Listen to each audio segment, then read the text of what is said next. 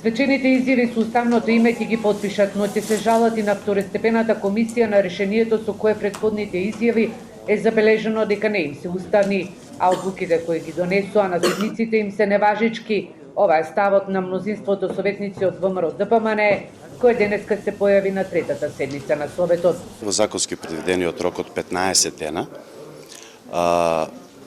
после координација на советничката група, мислам дека ќе го испочитуваме. Воедно ќе ги искористиме сите правни лекови. Во меѓувреме, седницата на Советот мора да продолжи, затоа што денеска имаме точка на дневен ред, предлог за усвојување на ребаланс за буџетот на општина Штип.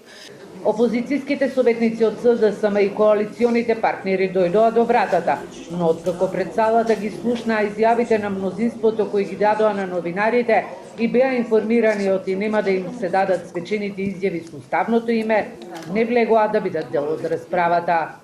Можеа во петокот да побараат со известувањето да биде доставено до сите советнички групи и да започнеме со работа од конститутивна, втора и трета седница и да ги запазиме роковите, а за тоа и да го донесеме ребалансот на буџетот.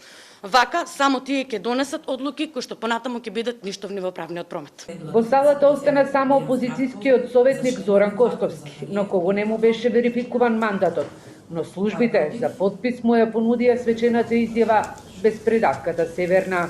Дали упрашање е суета, дали упрашање нешто, не наблегувам тоа, вашата е одговорност, бидејќи вие сте мнозинство.